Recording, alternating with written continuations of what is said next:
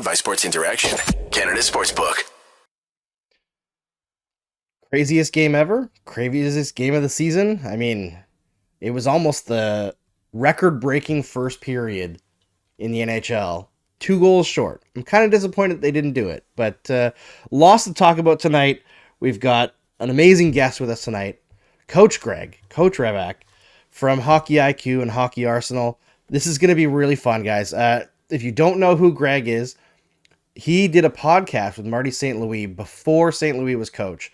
And how I found out about Greg was I was sent this podcast by a friend. Was like, listen to this. Listen to how St. Louis talks about hockey.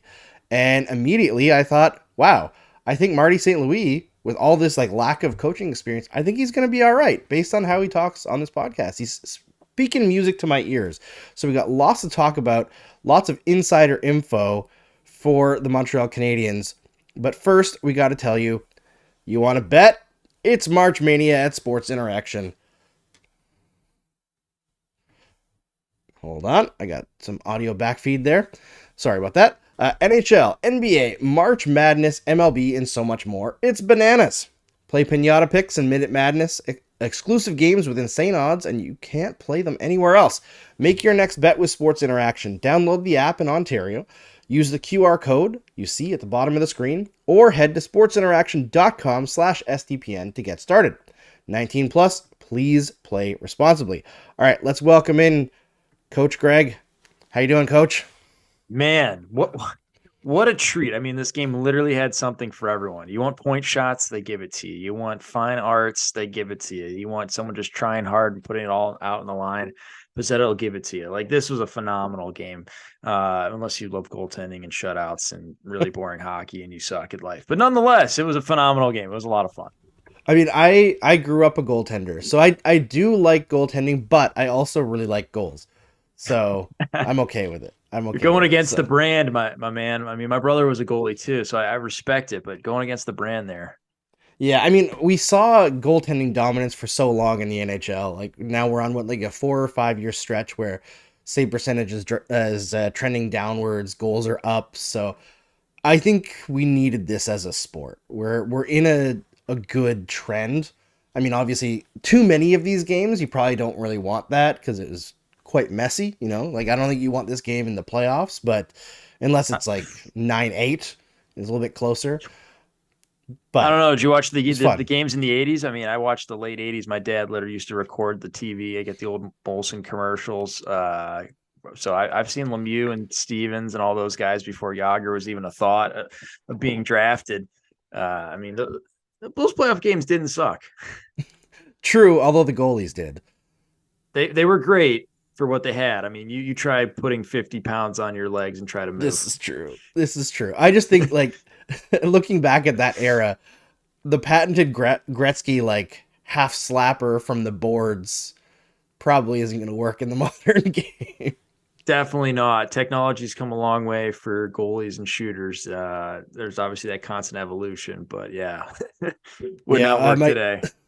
My co-host is in the comments in the stream chat, says Andrew grew up idolizing Mike Liut. I actually did like Mike Liut. I'm not quite that old though. I think, although the first game that I can remember seeing in like my head, I think Mike Liut was playing. It was Habs versus Hartford Whalers. I've told this story before, but that was like the day that I fell in love with hockey. I just watched Patrick Waugh doing his weird like chicken head bob thing, and I was like, all right, this is my personality for the rest of my life. This is what I love. So there was such a gem. He was absolutely on the ice anyway, but we won't get into that tonight. I always take notes during the game. I gave up after the first period in this one. I did the exact same. I literally had notes for all the goals and everything and breakdowns, and I'm like, you know what? I'm just gonna sit back and enjoy this, and we'll talk about it later. Yeah, like I was taking notes for the goals. There's no way we're gonna talk about every goal because we'll be here till tomorrow, right? But here's what I'm gonna hit you with a couple of more broad things that are not necessarily associated with this game, but just things that I know that you can speak to based on like your work in like doing skills coaching and all that, and your writing, which everyone should check out, by the way. Why, like, that Marty St. Louis is a very progressive coach, right? But why do the Canadiens defensemen love to slide on their tummies so much defending odd man rushes. I know you hate the slide. I do the HIO show with the Montreal Gazette with Rick Green, former Montreal Canadiens defenseman. He despises the slide. You get him talking about it, and he just gets so mad. I sent him your article about the slide a few weeks ago, and he was like, "Yes, I'm not too old school. It actually does suck." So why do the Canadians love that move so much? Oh man, that where are all the people out there that actually follow the team and can ask this? Get in the locker room. If they come through Columbus, I might have to dust off the press pass and actually ask. I'm not quite sure on that. I do want to talk about one thing though, which is kind of what you talked about. Like the games have been more high scoring because I wrote about this. And there's a lot of like nuances that you can go into, like power plays are better and all of this, but really the difference is the defensemen are activating, and we're seeing a lot more from all five players. Like no longer you just make the first pass and that your job's done, good to go, follow up the rink. Now, like they're pushing the play, they're starting to lead the rush, and I thought the first goal from Matheson was absolutely crisp, textbook modern day hockey. Didn't rush it up the ice, drew an F1. That guy goes behind the net. You come out, finding the play, building up, going weak side to an activating defenseman, flying Matheson, come in on the dot line, go a little bit wide to make the angle a little bit better, and then cut in and shoot. I thought that was fantastic. So not sure on the slide, but I got to say that first goal, I was tipping my cap. Like that's beautiful, beautiful play right there. Yeah, and Mike Matheson, I thought one of the few guys. I mean, there's just straight up not a great game for the Montreal Canadiens. I don't think we're gonna have to mince words about that. The Florida Panthers dominated possession pretty much entirely the entire game, and Mike Matheson actually had a terrible night by the underlying numbers, but bookended the game essentially with two spectacular plays. That first goal that kind of set the pace of scoring for the game, and then that assist on the power play, which was the last goal of the game.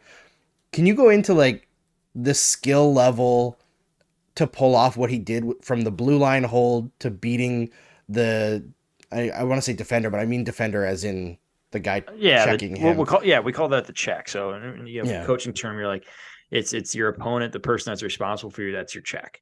So you're talking about like, how do you beat your check? How do you manipulate your checks? Like he does a lot of great little weight shifts where he like fakes one way, goes another way, or he's blasting by guys with a little deceptive, like almost like a little bit of the shoulders going, like I don't know, we're doing salsa here or something, that kind of stuff.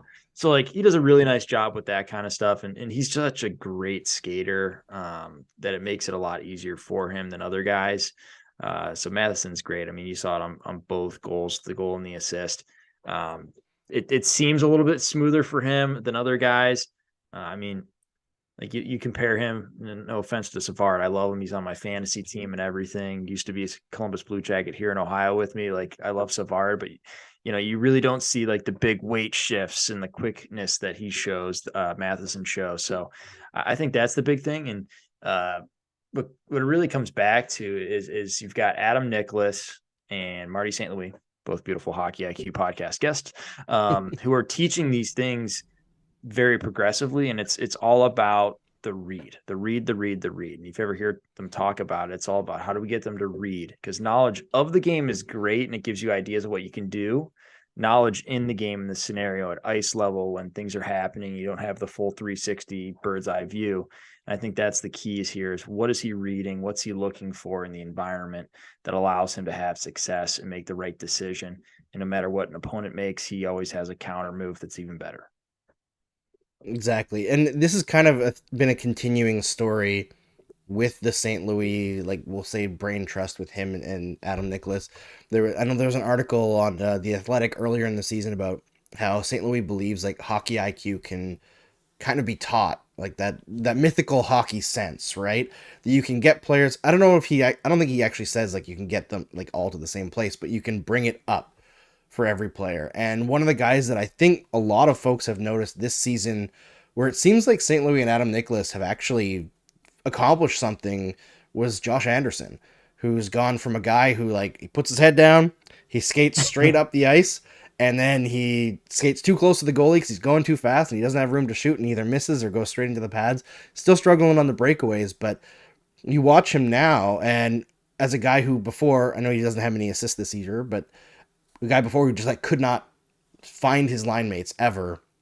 And now you see him slowing up a little bit once in a while. He looks over his shoulder. He is finding line mates. And one of the things that I've noticed, particularly in the last few games, is he kind of slows up in the neutral zone and creates space for himself to receive passes on like zone entries, which is something like, despite the fact that he's a great skater, he was never really a great transition player before this year. Do you think that with guys like St. Louis and Nicholas in the organization, you can consistently find players where you can boost them up in terms of hockey sense? Or is that kind of just once in a while you might find a guy who's willing to work hard and listen? Or could it be like a elevate the whole team kind of thing? It's an elevate the whole team, because you're taking guys that are going into situations and they may not have had the awareness of what to look for in given situations or how to approach a situation. And now they're thinking about these things. They're actually seeing this, and the level of detail within the game is raising and becoming higher and higher. Like, for example, Anderson, I mean, he just basically tried to beat you wide when he was with the Jackets, and that was everything. Wide, drive, try to get the edge, which is great and all, and something that's useful and puts defensemen in a bad position. But at the same point, like, having speed is great. How you utilize speed is what actually makes it a true asset for you. Like, once you show speed to a defenseman once or twice, like, they've got you covered. Now you slow up. Oh, okay, well, maybe they're still respecting your speed, so now they're giving you more space underneath. Like, it just creates so many more options and possibilities that allows you to play the game at a much deeper level, a lot more possibilities where you can create more. So it may not be like the flash, I'm just gonna use my speed and my size. You still have that in the tool bag, but now you've got multiple ways. You've got an A, B, C game that you can beat a defenseman in multiple different ways. And you just decide what's the best given the situation, given the read, what they're giving you. And it's so vital for the player development when you're talking with players and you're showing them ways. Because half the time you get to a coach and they're like, you just need to do this and do that. Rather than, well, what if they give you this? What if they show you that? And that's where Nicholas and St. Louis are just so phenomenal, is they're talking through these levels of detail. So when you get a new player in, they may take some time to acclimate to the situation and the systems and how to play with their teammates. But once they get it, their game is better forever. Whether you're increasing your asset value for a trade or you're increasing the hockey IQ for your player to keep forever and really be an impact player. And it's amazing that they're basically doing so much with so little. I mean, how many injuries do we have on Montreal this year? I mean, you're basically playing with half of an AHL roster, and they're improving those guys to a level that is just so high. I mean, finally, and well-deserved, Montreal has a progressive team and coaching staff that is truly at the cutting edge. Now, the talent level is clearly not there, but from a processy coaching standpoint, they're easily top five, if not top three, or potentially the best. And for me, it all starts with the GM. I think he's done an excellent job hiring. I mean, you'll have maybe some pushback in the chat if we've got the same people in here as we had on the last show. There's some upset people from not tanking hard enough for the Canadiens. But hey, they lost tonight, so everyone can be happy. They're one step closer to maybe getting lucky and grabbing Connor Bedard, which of course would change everything. But what you're talking about, I think it just makes logical sense when you break it down of like having options, right? And obviously, when you're talking to an NHL player, you're going to be going into way more detail because there's way more potential situations that come up in such a dynamic game. But I remember back when I was writing like 3 or 4 times a week, doing like heavier research pieces for Sportsnet, RDS, the Winnipeg Free Press. One of the things that I always wanted to like point back to and talk about was players who are a guy like, say, Mike Hoffman, right? Who I think has diversified his game a little bit this year to the point where he's not as much of a liability defensively, even though if the offense isn't what we expect from him throughout the rest of his career. But he was a guy for most of his career, it was like, you're a shooter only, and your assists come off rebounds. You're not really finding guys. And guys like that, or on the other hand, Jonathan Drouin, who for the most part has been a playmaker from the perimeter, when you only have that one tool, I feel like you get less space because defenders don't really have to respect the other option, right? So even in that like very simplified shooter pass situation, you still have that same thing where if you can develop it just a little bit, you don't have to be a great shooter if you're Jonathan Drouin or a great playmaker if you're Mike Hoffman, but just making a short pass to change angles or shooting sometimes where you can force a defender to think, is he going to shoot? I feel like all that stuff, when you layer it together into the detail that Nicholas and St. Louis get to go into on a daily basis, you can see very easily where a player could improve drastically based on like a couple of these simple situations. Yeah, and they're not asking you to do something you can't do. They're expanding from what you currently do. And St. Louis is so good with film of getting players to think and have the self-reflection and keeping it so short where you can't get distracted or have ADD. I mean, modern day attention spans are so small, but like even with how he does film, it's truly at an elite level. And it's really exciting for me to see him get a chance. And I remember people were like, it's a freaking Pee Wee coach. What is he? Blah, blah, blah. I'm like, okay, first off, he's been there, done that. He understands it from the player standpoint. But number two, like this guy's been talking with some of the most elite minds. Like one of his assistant coaches at Vermont is now like one of the high ups with USA Hockey and absolutely gets how players develop, how minds work. Like he was the perfect person for this job.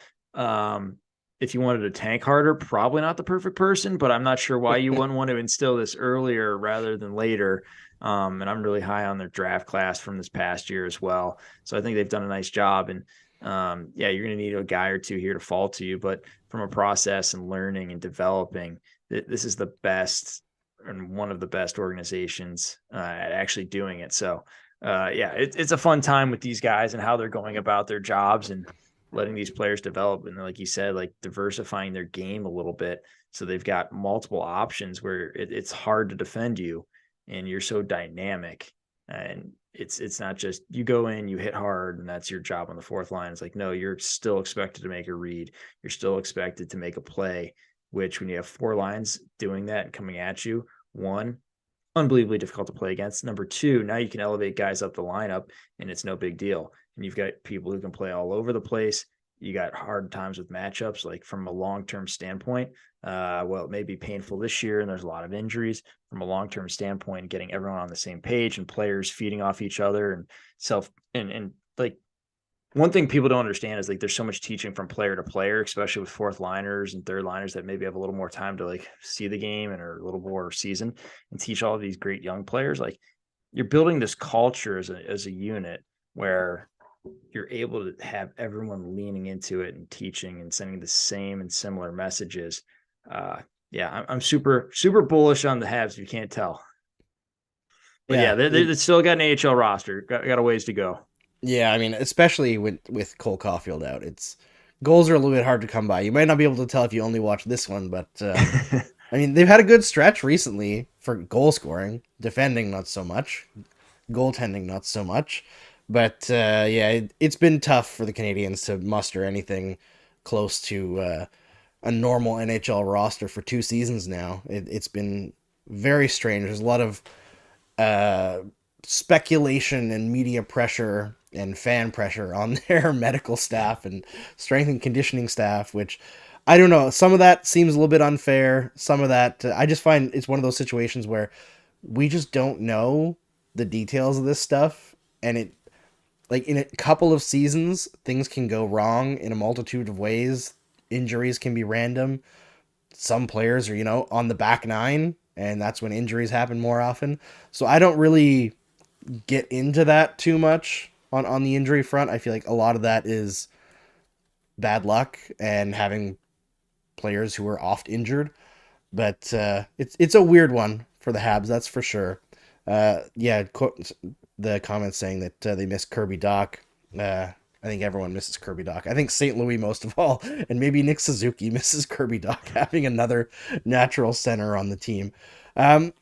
I did want to ask you about this game. Let's talk about this game a little bit. Uh, have you seen a crazier sequence than 5 goals in 6 minutes? 6 minutes, 6 goals in 8 minutes. I had written down here as well, under 8 minutes. Yeah, I stopped taking notes at goal number 9 because goal number 10 happened so fast that the commentators literally couldn't keep up with it. It just clipped to like a puck off a wall and someone dumping it in the net, and you're like, "What the hell just happened?" It was insane. But yeah, the game was like I said earlier, like it had a little bit for everyone. Like there was so many different ways that goals were scored. You had some skill plays, you had some point shots. I think the one little play that really stuck out to me is like, ooh, this is really cool, high level stuff that shows a really high flash of skill and potential. Was Kaden Guhle on that 2-2 goal where he picked up the puck off the wall. Like he put his body, so he established body position, fantastic. Picks up a puck off the rim with his backhand, and it was literally like a one touch into the middle just for a spot into support. I mean, that was unbelievably high level, like bump off the wall. Looks like a nothing play to most people, but if you're Marty St. Louis and the coaching staff, and even me, I'm like, I'm going to clip that all day long. Like the high level ability of establishing body positioning, that's absolutely elite skill that will transition to every part of the ice. And then being able to pick up a puck off the wall, like 80% of puck touches come off the wall. So your ability to take a bad puck off the outside and make it a good puck in the middle, fantastic. So for me, that was massive. I thought that was really, really cool.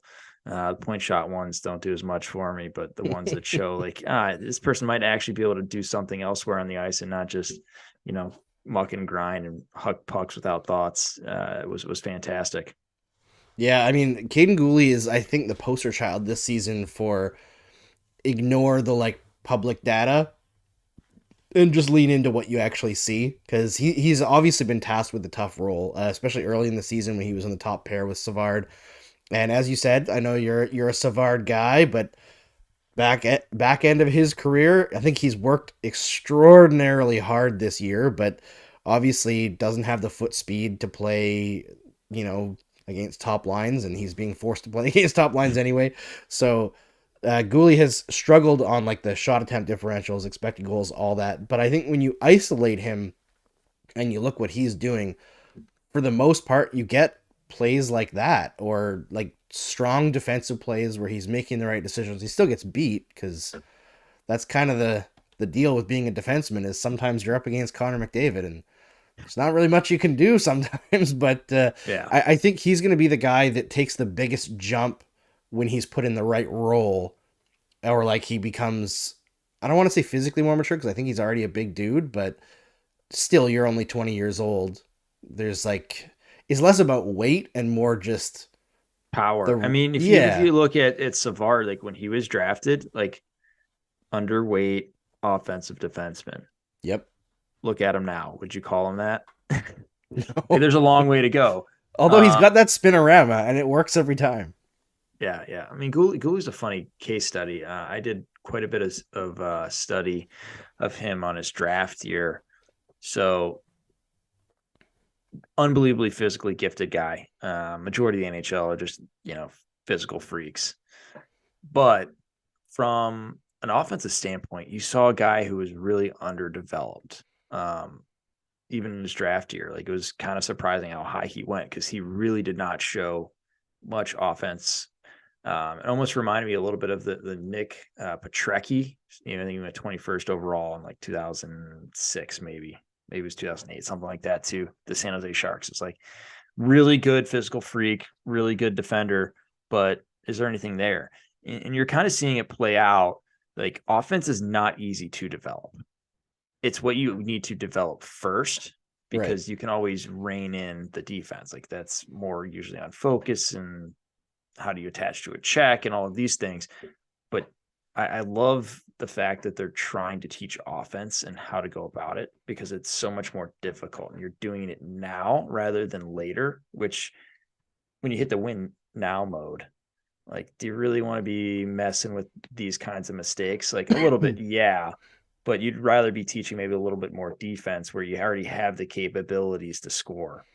It's just a great way to develop, is starting with the offense first and then working your way back. And if you're able to expand a guy like Kaden, who's never going to be a first line power play Yeah. defenseman, like that's not going to be him, but at least develop into a point where he's joining the rush and he's getting some points, and you're seeing him, maybe get 10 goals a year and have 30, 40 assists. Like, you're going to be really happy with that, because he's going to be a phenomenal shutdown defenseman at some point, where now you're looking at him as like one of those guys who's going to make $6 million. And you're like, yeah, I really don't see him on the scoreboard, but you watch a game and you're like, he just dominates you in your own, or in his own end. Like, unbelievable. Yeah, I totally agree with you on that. I think Kaden Guhle he's going to be such a stud. I want to ask you, how did you feel about the Florida Panthers' sixth goal? Because it seemed like, as much as the Panthers I think they're always going to win this game. The Canadiens just don't have the horses to compete with a team that has as much scoring depth as they do. But it seemed like the game changed a little bit on that sixth goal, where there's 4 players back in the Florida Panthers zone. The referee has his hand up like he's calling a penalty. They blow the whistle, and then I believe it was Sam Reinhart takes the shot. I feel like he took the shot as the whistle went, or like the puck was like on net as the whistle went. So it's a tough call. But then the refs go into a huddle. They don't look at a video or anything.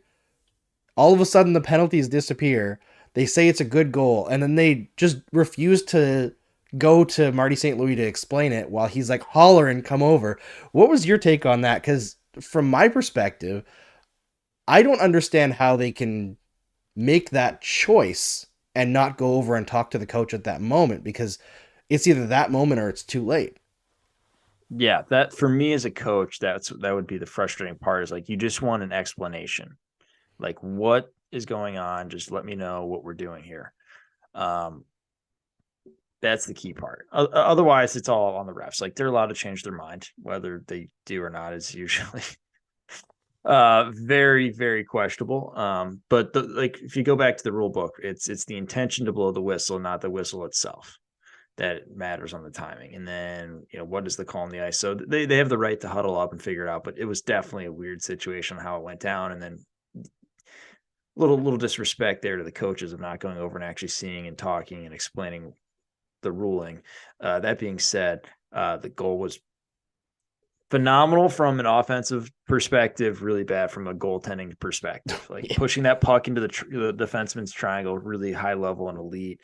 So you push it in, you get over the stick and able to shoot. Phenomenal scoring from that angle on Jake Allen. You're gonna want that one back all day. But yeah, overall, it was a weird goal, but some brilliance, some stupidity, and some very poor communication from the refs. Hopefully they flag that, because there are people who actually watch the refs and do video with them. I hope they flag that one big time. Yeah, I'm split on it, because I don't think the whistle affected the goal whatsoever. Like, it's not like the whistle was so far ahead of the shot that like Allen stopped playing. Yeah. So I understand if the meeting was like, well, intention to blow, let's just let it go, and they're saying like the penalty was only called on the Canadiens, so like it was a delayed penalty on the Canadiens so Florida could maintain possession. But it kind of seemed like they were going to take both guys, and the decision to ignore St. Louis, who's calling and waving over, that's a rough one, I think. And I'm sure that St. Louis was a little bit ticked off, but it's doesn't really matter. It's a good time for this to happen to the Montreal Canadiens, because they don't really need to worry about winning games right now. Yes, this is not a bad year to get a top 5 pick. No kidding. Yeah, I think top 4 for sure, and then there's a big drop off. But even the top 3, some of the if you look at Byron Bader's models and whatnot, like the first 3 are just they'd be number 1 in most draft years. Like, Fantilli's doing things that's better than Jack Eichel ever did in the USHL, and then in college. Then you've got Bedard, which, if you don't know about Bedard by now, he's really good. And hey, wherever your rock is, keep living there. Clearly, it's a nice place to live. And then you've got Michkov in Russia, which you actually look at him, you're like, who? Like, is there really like the high end skills? But it's kind of like that guy who just figures out and just continually adapts and scores. Like, and anyone who's profiled like him in the past from a scoring standpoint, has always turned into an NHL star. Like not Yeah. one has ever failed. Maybe he'll be the first one because like he's not the fastest guy. He doesn't have like the hardest shot, but he's like just the most cheekiest guy you've ever seen. Like he just knows when you're weak and boom, and he pounces on it. Like he just has that beautiful timing with it. And then Leo Carlsson's phenomenal as well over in Sweden. Not at the level of those three, but still a fantastic player. Kind of maybe closer to a Ryan Nugent Hopkins esque, like more on that level where you're not sure who's going to be the first overall pick. I mean, no offense to Slafkovsky, maybe kind of like that kind of draft class where you're like really good player, but no like generational type. Like he's just going to be dominating. So like great year to definitely finish top 5 in the draft. 5th guy, you can go multiple ways and still be happy with it. I think the top 3 for sure for me have separated themselves. Leo Carlsson, 4th, really good. And then you can hit on some guys. But sure. yeah, like you said, not a bad year to lose. Being in Columbus, I got to say, I'm hoping the Jackets continue to hold on to that bottom spot. Yeah, that would be a big move for the Columbus Blue Jackets. There's never been a player like that in the organization. No offense to Artemi Panarin, but Or that's Johnny a different Gaudreau. level. Yeah, Johnny Gaudreau's good. I mean, playing with Johnny Gaudreau, that'd be a pretty nice situation to start out your career, right? Yes. I do want to talk about Slafkovsky, but we got a question in the chat about the decision on Nick Suzuki getting 5 in the game at the end there for what was a pretty half-hearted cross-check that I guess rode up into the guy's chin or something. But correct me if I'm wrong, Greg, but I think when they chose to review it, in order to review it, they have to call a major penalty causing an injury, or no, a major penalty, right? And a game misconduct in order to review it. And then they could rescind it upon review, but if there's an actual penalty on it, they're kind of stuck, aren't they? They have to call that? Correct me if I'm wrong. I could be. It's been a while since I've dusted off my rule book here. But if there is a potentiality of a 5-minute, that is when they can go to it. Like they think that there might be something here, or someone says something about a 5, that's when they got to review. Because obviously, if it's going to that level, or you're thinking about that level of penalty, it definitely needs to be reviewed. You can't just go straight to that unless it's super obvious and you're like, oh, 100% it's going to be that all day. So it's kind of weird. Then you're talking about like intent to injure and all of that. It's so subjective with refereeing sometimes of like It is. how, what's their perception? What are they seeing? What are they looking for? I know a few guys that do like video review with the refs and how they do it, but I hate speculating on that kind of stuff. So I don't want to commit one way or the other. I'll just say like, you're going to review if you think potentially it could be a 5, and some things can look way worse in slow mo than they do in real time. And referees definitely are scrutinized just like players are, just a little bit more behind the scenes than you'd expect. So Yeah, is what it is and turned out. As long as he's not out for the next game, I think we can all be happy, right? Yeah. I mean, with no Nick Suzuki, this team down the middle is going into Tampa Bay. It's not a great scene, I got to tell you. But Stammer's back. Yeah, oh god, too. Jeez. But I'm guessing they're not going to throw an extra suspension out there just because it's, I don't know, from the angle that they got, which was like the offside camera in the boards all the way on the other end of the ice. It looked pretty half-hearted from Suzuki's perspective, or from Suzuki's, I don't know, involvement. It didn't look that intense, but clearly it became an intense interaction afterwards, and the refs decided they needed to look at it.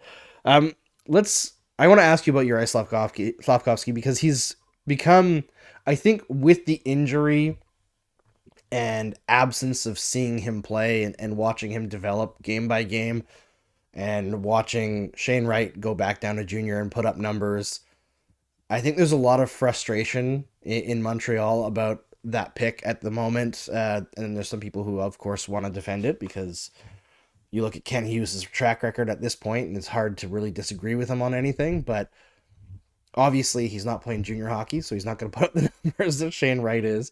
And he's not playing college hockey, so he's not going to put up the numbers Logan Cooley is. But did you see at all during the year, I don't know how much you got a chance to watch him, like him take those lessons and the Canadiens' decision to keep him close to Adam Nicholas? Did you see that paying off this year, or is it still more of a, he's got to just get reps and we'll see that develop later. I think a big thing that we need to all take into account is the difference in ice size between Europe and North America. There was a massive difference from a routing timing perspective. Uh, that you could see Slafkovsky being very successful and comfortable on the big rink, but the small rink you really need to adjust. Whether that's to be expected or maybe it was a little bit more than most, who knows? But from my viewings, every time it was like the timing was just slightly off. It was either a little too slow, the routing was not quite right. So as I watch him, I think it might be a bit unfair, and it's going to be really unfair now because he didn't get a full season to get used to all these reps and the ice geography. And for me, it comes back to my coaching, even like I don't like moving the nets to like 3-on-3 cross ice because I think there's a lot to be said about how do you utilize the ice. Like one of my recent posts you probably saw about like using the dots as kind of like geography and touch points and waypoints as you're routing yourself around the ice. And for me, I think Slafkovsky, every time I saw him, I came away thinking the same thing about like I think the ice difference and how he navigated it was massive to him this year and getting comfortable. So I think he's probably not going to next year just blast off. I think he's going to be one of those guys who kind of slow burns, but once he gets to that right point, he's going to be fantastic. And between him, Cooley, and Shane Wright, you can make an argument any way you want about any of those prospects from an actual player that it is now versus what they could be. For me, I keep coming back to ice geography, ice dimensions, and how that affects players. Usually it's goalies that it's biggest for, but for me and how he feels around the game, I think that is absolutely massive. So I wouldn't panic until you're looking, maybe you get the full season underneath his belt. Then maybe we can start diving a little bit deeper and actually getting into the details. But for the most part, you could see there's some moments of brilliance. There's reasons why he was number one, but he still needs to get used to the ice surface and how it all plays out and the timing with it, which is difficult to say the least when you're doing it at the NHL level rather than maybe the AHL or juniors even. So yeah, not an easy job. Yeah, yeah. I feel like the reasoning that they gave for keeping him in the NHL over the AHL is just to work with the skills coaches every day, as opposed to I know he does. I know Adam Nicholas does work with the Laval Rocket a little bit, but is not to the same frequency as the Montreal Canadiens. Obviously, that's his main job. Yeah. I'm guessing that they're probably thinking of hiring another guy who can work under Nicholas down with the Laval Rocket. You're putting your hand up. All right, hey, Adam, how's it going? Good to see you, buddy. There you go. Job opening, possibly, with the Montreal Canadiens. We know they know of the show, but that is like the reasoning. But I feel like it might have been a bit of a mistake not to let him go down to the American Hockey League and just adjust down there, at least for the first half of the season kind of thing. And then if he earns it, you can bring him up, and then you still got a half season to work daily with Adam Nicholas. But too late now. You could do something next season. Maybe he figures it out quicker than we think. Yeah, you don't want the yo-yo like you got with Kotkaniemi. Like that was exactly. A bad situation. And the coaching level definitely is not as high as Adam and MSL and other guys bring to it in the current organization. Yeah, and I know one thing that like scouts constantly brought up when we've had a few scouts on the show, and they talk about Slafkovsky. One of his big issues has been failing to scan when he has the puck. So you'll see he'll make a play that's available, but it's usually the play that's like right in front of his face. So he's not necessarily seeing where his teammates are, what routes they're taking. So like his passing was a little bit behind where it was when he was playing like in the Olympics or out in the trying to think of the league that he was in now. The SM Liga was where he was playing, wasn't it? Yeah, over in Finland. Yeah, over in Finland. So that has been an issue. But I know, like, just to clarify things for everybody watching, there's a difference between scanning and reading, right? And tell me if I'm wrong here, because obviously I'm not an expert. I'm not a coach. But to me, scanning is figuring out, like, where your teammates are, whereas the read that you're making is, like, what plays are available, correct? Scanning came into the vernacular as like the idea of kind of like a radar, like you're scanning all of the information out there. So it's like you scan. How often do you scan? But also like what level of detail do you scan? And their comments and the scouts comments he said that have been on kind of align with what I'm seeing. Like again, it's timing and how fast this game moves compared to the place he was. But yeah, scanning, you're looking at what information is out there that makes my read and my decision for me a lot easier or simple, or do I need to go here? Do I need to go there? And what does that look like? So again, I think it comes back to just adjusting to the North American game. And I don't care what anyone says, the NHL is a different beast. Like it is just a hard place to develop. That's why you often see guys that maybe bake a little bit longer, stick around a lot longer in the game or reach higher heights. But it's hard with him, with his skill set, where he is, with the guys that he should be around and connecting with, to say that wasn't the right decision. Maybe you look back and like, yeah, maybe it was a mistake. We should have put him in the A for a little bit, whatever it is. But it's tough. And the scanning part is all part of it. Is like, how does he scan? So, I mean, those are definitely going to be discussions that are going to be brought up from my discussions with those guys on the podcast and off air and whatnot. It's definitely going to be a piece of his development that's going to be massive for him to adjust. So, like, if to try to put that into just like simple terms so that everyone who's watching can understand it, in like the adaptation from sorry, the big ice in Europe to the small ice in the NHL, and I would say the general speed of the NHL as well is higher.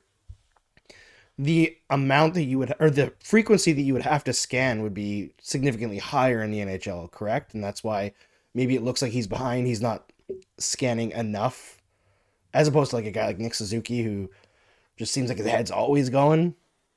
Well, think about it from a perspective. Like it happens a lot slower because there's more room to cover in Europe. So you don't need to scan as much because you already have a general idea and people can only do so much in a certain amount of space.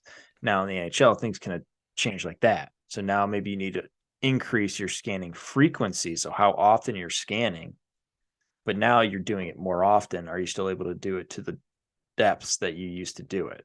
Can you acquire the same information? Can you build that mental map as deep and as full? Like when I talked with guys like Marty St. Louis, they're always talking about, I knew handedness. I knew how long they were in their shift. I knew if they were forward or defenseman. I knew what direction they were going into and what kind of general idea of speed it was. I'm like, you do all of that. I mean, you can kind of guesstimate exactly where I need to put a puck for guys, who's going to be open, who's not going to be open, and really make a decision. And obviously, like even Marty, like how long it took him to get to the NHL and fully break through. I mean, he's a phenomenal player, but let's be honest, at age 18, he was not ready or even close to being able to even play professional hockey. Those skills weren't developed, and these things can continue to develop well beyond the early years where you're seeing a lot of physical development being the big jumps. The mental development needs to come along as well. And I wouldn't be concerned yet.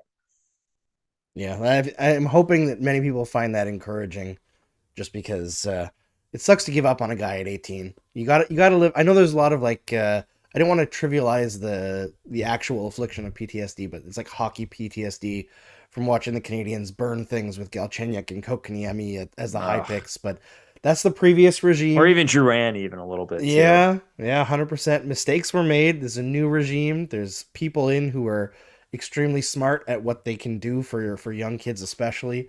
So no throwing in the towels yet, but we'll leave it there because I don't want to take up your whole night, Greg. But thank you so much for doing this. I hope we get to do it again next season because the games are dwindling down here, and I wish you all the best of luck. Before we go, though, tell everyone where they can find your work.